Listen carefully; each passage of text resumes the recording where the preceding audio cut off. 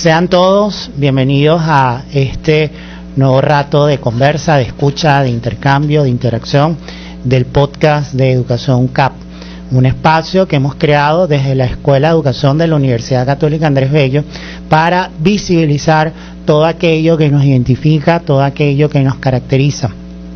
Recordando siempre que la Escuela de Educación, sí, sus estudiantes, sí, sus profesores, sí, sus trabajadores, pero también sus egresados. Este esfuerzo de vernos y de hacernos ver justamente nace con esa intención de que entendamos que la educación la construimos entre todos y lo vamos haciendo todos los días un poquito más. En esta ocasión nos acompaña un profesor de la escuela de nuestra mención de idiomas modernos, Ricardo Tavares, quien aparte de ser egresado de esta universidad, y ahorita le vamos a preguntar un poquito sobre su recorrido como estudiante de pregrado de nuestra hermana escuela de letras, sobre sus estudios doctorales en educación, su experiencia como profesor en la escuela y un puntico ahí bien importante que es esa promoción del idioma portugués que está desarrollándose recientemente en la universidad a través del Centro para el Estudio y Desarrollo de las Lenguas Extranjeras. Ricardo, bienvenido. Muchas gracias, Carlos. Primera pregunta que siempre hacemos a la gente que nos acompaña en el podcast, ¿de tú o de usted? Bueno, somos de confianza, así que de tú. De tú.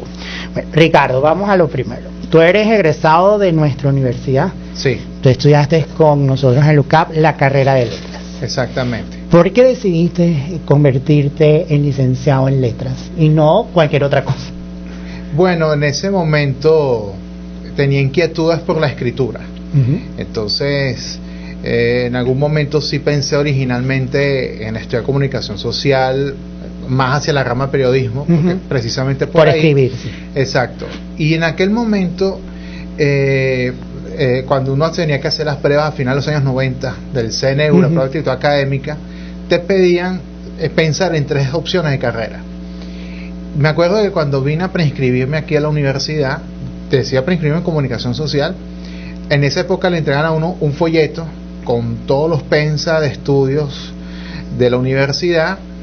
El de mi año era blanco con las letras azules, no sé cómo era el tuyo, porque yo creo que era el mismo. Ahí la universidad hacía unas combinaciones de colores extraños, vino tinto con letras amarillas, azul con letras anaranjadas, era una cosa medio psicodélica que nacía ese diseño en aquel momento, en aquella época. Bueno, y hasta el vademecum, que era como el librito de reglamento, el resumen normativo. Y entonces, explorando ese libro, veo el pensum de letras y veo que las materias me llaman mucho la atención. Yo, oye, pero esto está interesante, esto, como dicen los chamos ahora, esto conecta conmigo. Y bueno, lo tuve en consideración. Y me acuerdo que otra carrera que tuve en mente en esa época era historia. A mí me ha encantado siempre la historia. Bueno, finalmente hago la prueba aquí. No quedo directamente en comunicación social, porque en esa época el índice era muy elevado por la demanda, pero me dieron el dato, oye, pero tú puedes con ese índice que obtuviste cambiarte a la carrera. Y bueno, ya cuando hice eso, lo hice para quedarme y fue la mejor decisión de mi vida. Y efectivamente eso fue un gran mundo que se abrió allí. Y el punto de quiebre dentro de la escuela de letras fue una materia en segundo año que era lingüística general. Eso fue lo que me para enamoró. Los neófitos como yo, perdón. Ajá.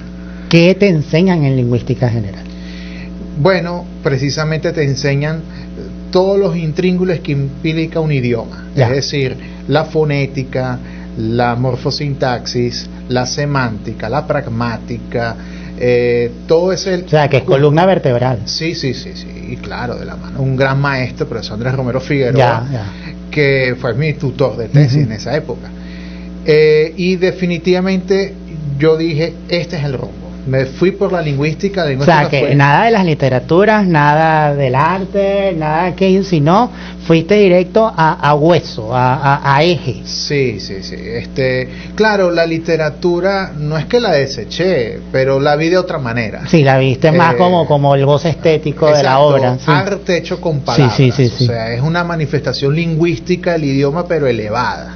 O sea, desde esa perspectiva lo veo, y de hecho muchas lenguas han sido rescatadas gracias a su literatura, han sido normadas ortográficamente gracias a su literatura. El gallego es un gran ejemplo de eso, ¿no?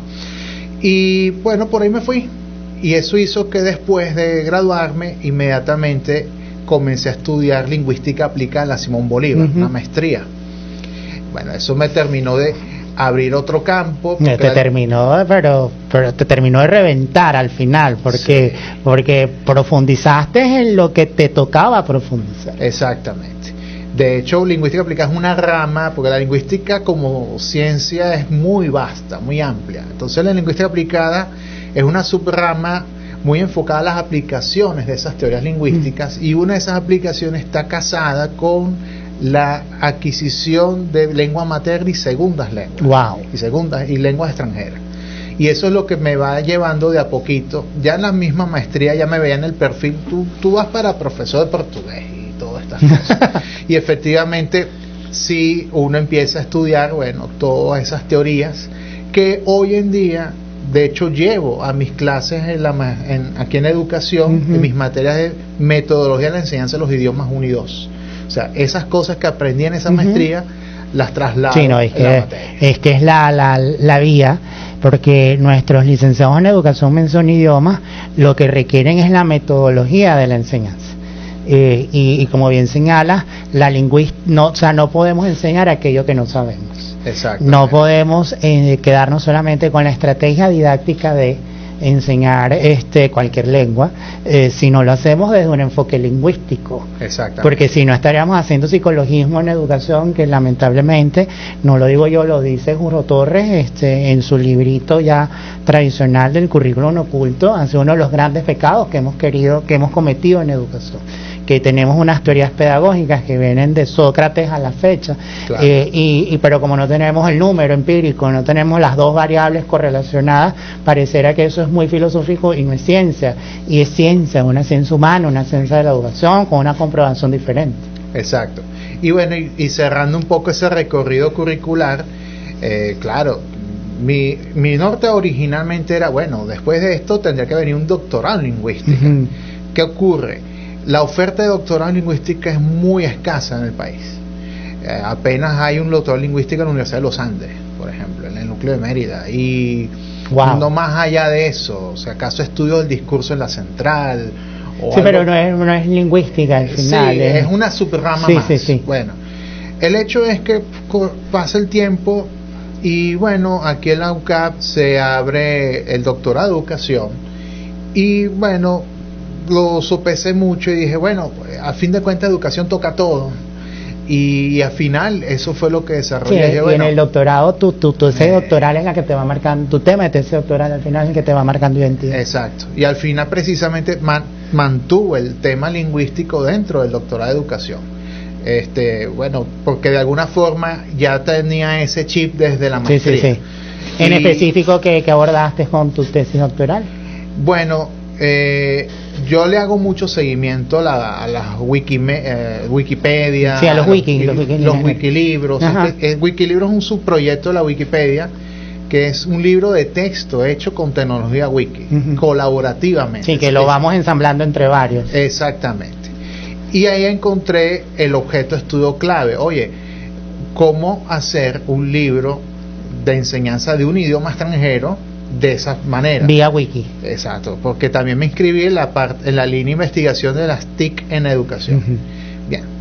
Y entonces efectivamente me fui por allí y ahí conocí un modelo en estas indagaciones, incluso uno de los seminarios que cursé, un modelo formidable que se llama modelo TPAC, que lo desarrolla Mishra y Köhler.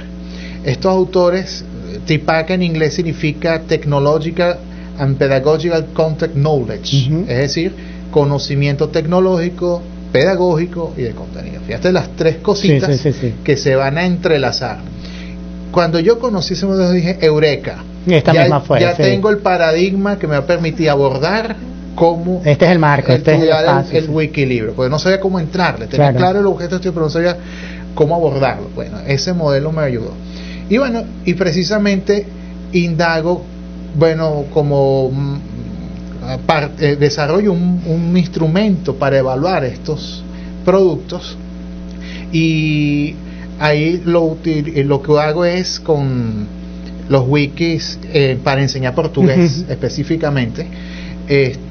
Allí entonces yo aplico como parte de la etapa de medir la confiabilidad del instrumento. Bueno, déjame hacer un estudio piloto con 2 wikis. Claro. Uno para enseñar portugués escrito en inglés, que era el que tenía mayor grado de desarrollo dentro de la plataforma, y había otro enseñanza de portugués pero hecho en la el Wikilibros en alemán. Wow. De manera que tenía como 2 paradigmas allí, y bueno, fue muy interesante hacer ese abordaje, de manera que en el doctorado de educación mantuve esa línea, de la lingüística, esa línea de la lingüística que desarrollé desde un inicio, ¿no? Ricardo, ¿cómo te has sentido tú como profesor en la escuela? Porque tú tenías antes de ser profesor nuestro, ya tenías una temporada dando clases en la Escuela de Letras, llevando a cabo toda la línea que la formación de licenciado en letras tiene en lo que es edición y producción de libros. Tanto es que creaste junto con la gente de posgrado el PREA en edición y producción de libros, el programa de estudios avanzados, y todo tu trabajo que tienes aquí en la editorial de la universidad. Exacto. Ya que eres una hechura ucavista, o sea, a ver, vamos, ¿cómo te has sentido con nosotros en la escuela con la mención de idiomas modernos? Sí, bueno, yo diría que como pez en el agua, porque precisamente la ventaja es que nuestros grupos de estudiantes son pequeños, pero por lo menos eso permite un trabajo mucho más de seguimiento personalizado.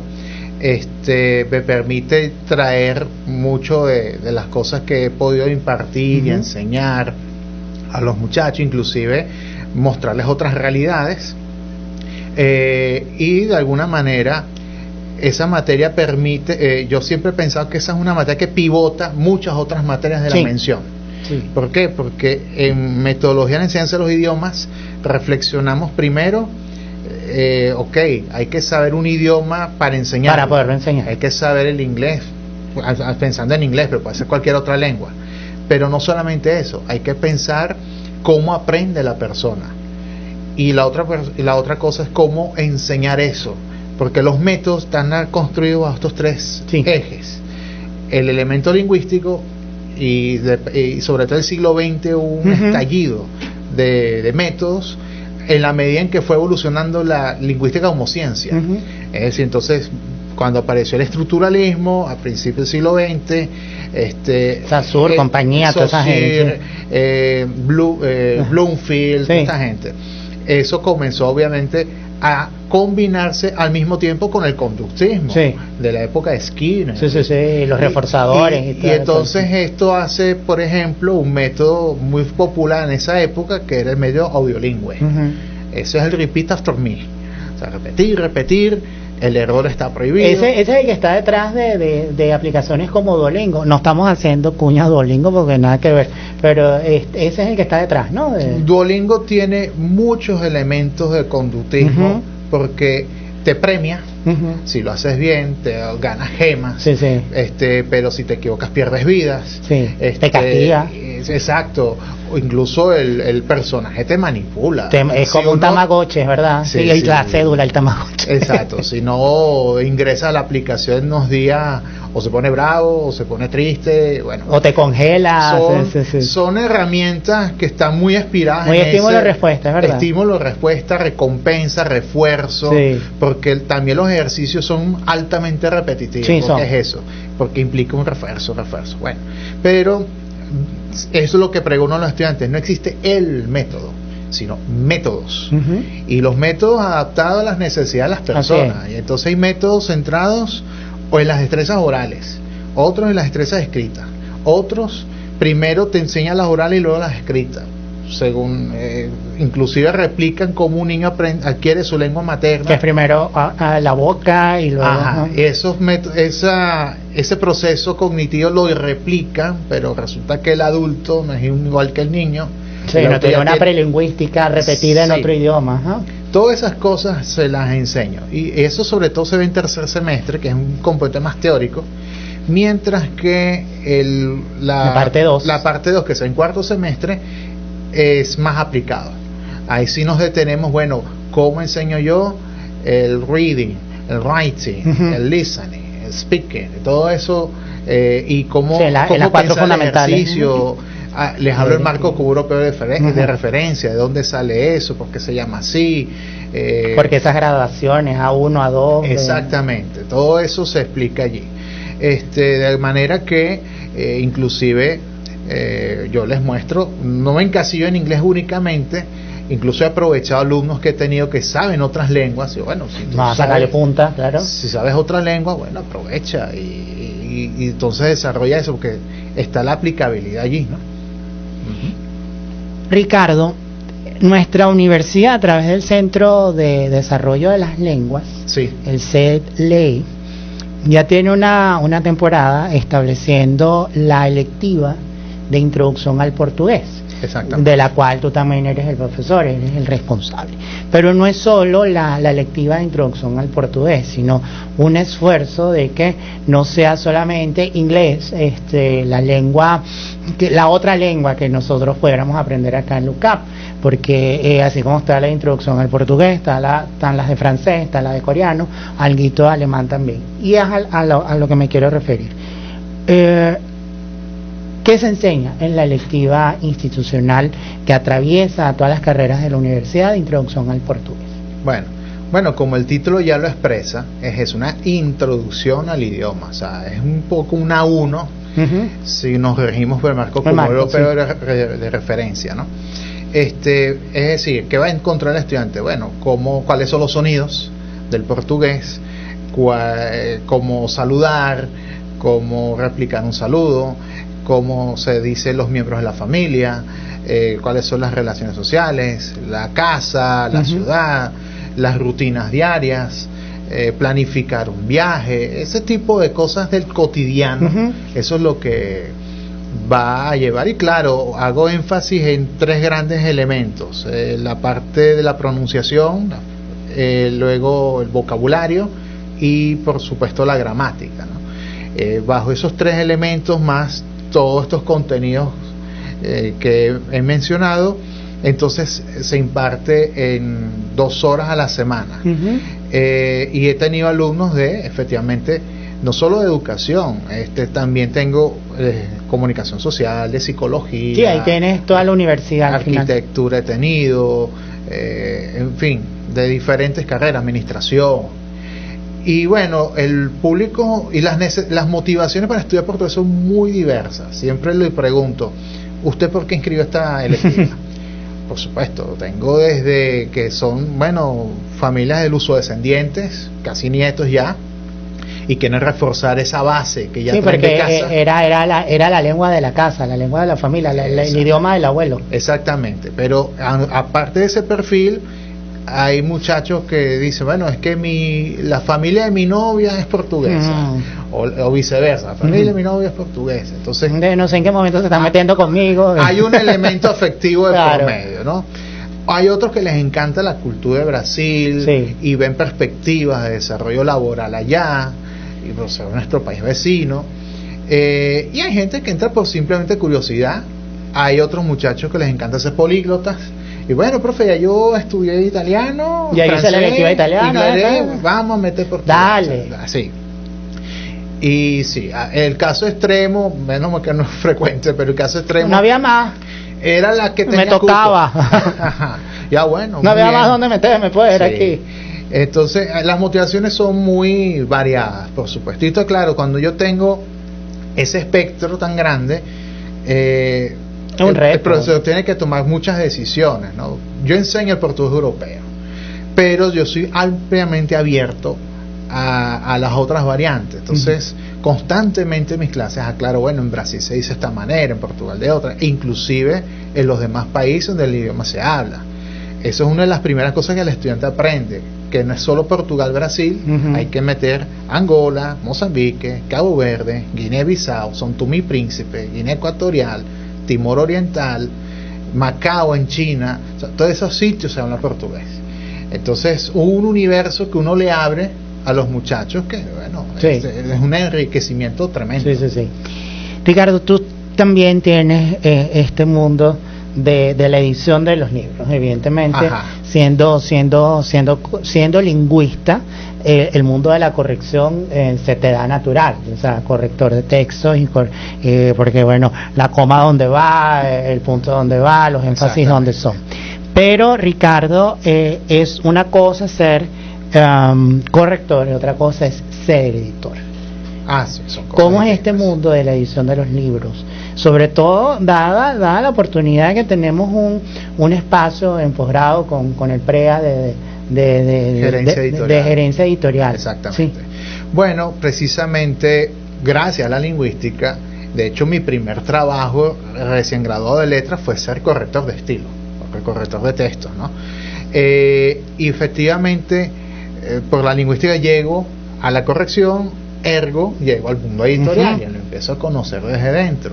Inclusive yo siempre en mi materia en letras, producción y edición de libros, siempre menciono que esta materia es algo así como el backstage editorial, es decir, lo que hay detrás de los libros, porque uno cuando tiene un libro lo ve acabado, perfecto, cree que se hizo así a la primera. No, y que crees que solamente que te llega aquí la inspiración y escribí el libro. No, hay mucha historia detrás. Hay mucho mundo, decisiones legales, decisiones comerciales, decisiones de a qué público meta se dirige, decisiones financieras. Hay muchas decisiones detrás del libro, de ese producto. Y bueno, producto de eso, efectivamente trabajo acá como corrector en AVE Ediciones.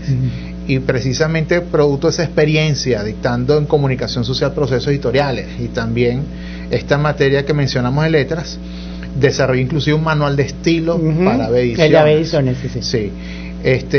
Y eso de alguna manera ha permitido tener bien fijados los procesos del libro, tenerlos claros, entender que somos una universitaria. El mapeo completo. Sí, exactamente. Y de alguna manera para muchas personas ha servido de orientación, ¿no?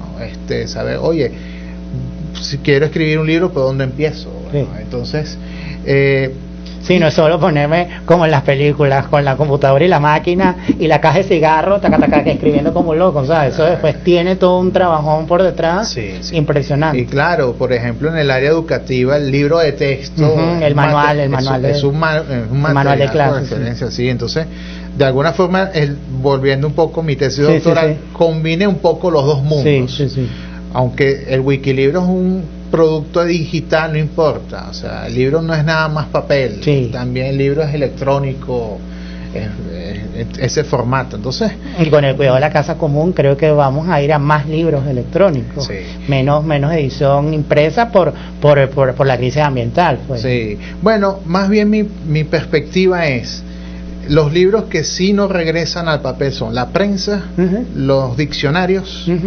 Es más, es raro un muchacho con diccionario en las manos, no, ¿verdad? Usa el traductor, ni siquiera diccionario en el sentido estricto del término, del traductor. Eso no vuelve. Lo que llamamos libros de referencia. Lo que sí creo que se está manteniendo en papel y la juventud aún aprecia son libros literarios, especialmente. Sí, ese mundo de la literatura juvenil que creo que... inclusive muchos alumnos, yo hago esa pregunta siempre en las materias correspondientes y muchos me responden en los foros que precisamente tener el libro en físico le permite no tener distractores, porque el celular cada rato, aunque leas un libro del celular, a cada rato hay una notificación, una visita, una cosa que distrae, interrumpe. Eso no pasa con el libro en papel, ¿no? Entonces yo creo que el libro en papel todavía va a mantenerse. Te da foco.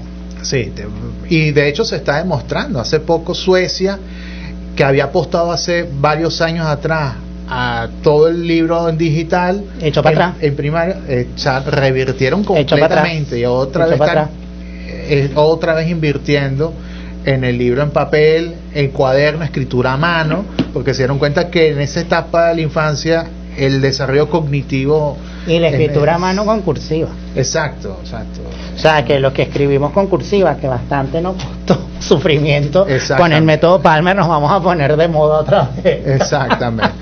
Bueno, Ricardo, la tiranía de San Google y de Santa YouTube nos impone unos límites de tiempo, no porque queramos, sino porque aunque estamos en la tercera temporada del podcast, todavía tenemos que hacer el trabajito de que Google nos vea y de que el algoritmo se enamore de nosotros. Y tenemos las métricas nos dicen que estamos ya en la frontera de que el engagement lo empecemos a perder, ¿no? Exactamente. Entonces, como lamentablemente nos toca cerrar, ya cuando nuestro podcast de Educación UCAP sea querido y adorado por el algoritmo, podemos echarnos conversa más larga, pero ahorita estamos construyendo, así como vamos haciendo los pasitos para poder llegar allá. De acuerdo. Nosotros cerramos el podcast con el cuestionario Pivot. Muy bien. Cuestionario Pivot, que durante muchos años Robert Frost lo utilizó en su programa de la BBC.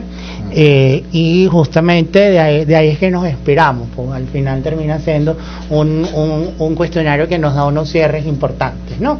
No abruptos, sino unos cierres importantes y que siempre guardan relación con lo que hemos estado conversando. De acuerdo. Entonces, son preguntas de ping-pong, no pensar mucho la respuesta, pero tenerla. La primera pregunta sería, ¿cuál es la palabra que más te gusta? Bueno, hay tantas. Justamente y le va a preguntar a un lingüista cuál es la palabra que más le gusta. Sí. Precisamente ahora estoy estudiando alemán en el Goethe Institute y, por ejemplo, una palabra me encanta del alemán es Wunderbar, que significa maravilloso. Bueno. O, por ejemplo, Wissenschaft, que significa ciencia. Wow. Sí, Wissenschaft. Y entonces tú es Sprachwissenschaft, que significa la ciencia del lenguaje. Mira, pero estamos ahí, está muy bien. ¿Cuál es la palabra que más odias? Una palabra grosera venezolana que me da rubor decirla aquí, empieza con mama y termina en huevo. Es horroroso. La palabra más fea del castellano. Bueno, está muy bien, y a un lingüista se lo permitimos. ¿Qué es lo que más te gusta hacer? Bueno, yo me gusta mucho reflexionar a través de las lecturas, el ejercicio de la escritura, esa filosofía de pensar, ¿no? Sí, exacto, de contemplar el mundo, tener conversaciones que sean nutritivas y no tan banales, en fin, ese tipo de cosas. Qué bueno. ¿Qué es lo que menos te gusta hacer? Ser pesimista. Es decir, el pesimismo paraliza. El pesimismo te dice esto no tiene regla, no hay nada que hacer. En cambio el optimista, aunque sí real, por lo menos te permite hacer tiene cosas. Un ánimo, te da un ánimo, te obliga a actuar. Y vivimos en un país muy retador, pero aún así trato de no ser pesimista, sino bueno, mira, alguna vuelta hay que darle. Hay que buscar el giro en el asunto. ¿Cuál es el sonido que más te gusta? El canto de los pájaros en la mañana. Bueno, ¿qué está pasando en esta temporada? Que ya tenemos como a 4 que ese es el sonido que les gusta. Sobre todo una ciudad como Caracas, que es tan escandalosamente disonante. Yo creo que ese disfrute de la armonía de la naturaleza es como con placer culposo, ¿no? Que creo que tenemos muchos aquí en Caracas. ¿Cuál es el sonido que menos te gusta? Los resonadores de las motos. Una vez dije, no me gusta el ruido de la Harley Davidson, me vieran un feo. Claro. Pero, ¿qué quiere? O sea, pasa una moto a alta velocidad con resonador, claro. De verdad que aturde. Y cuando pasa se prenden las alarmas los carros. No, eso no. ¿Cuál es tu grosería favorita? Bueno. En cualquier idioma. Porque lo puedes decir en cualquier idioma. Sí, claro. Una cosa es la interjección. Y otra cosa usarla como un vocativo, usarla como un atributo, pero claro, hay veces que me pasa siempre, entonces me sale carayo, cosas así, claro, ese tipo de expresiones. No, y cuando está plenamente justificada es así como catártica, ¿no? Drenamos. Sí. ¿Qué profesión, además de la que tienes, te hubiera gustado ejercer? Hace un rato mencioné que siempre me apasionó la historia. O sea, me encanta mucho la historia. No la he estudiado formalmente porque a fin de cuentas la historia permea en todo lo que hago. En letras vimos historias hasta las trancas.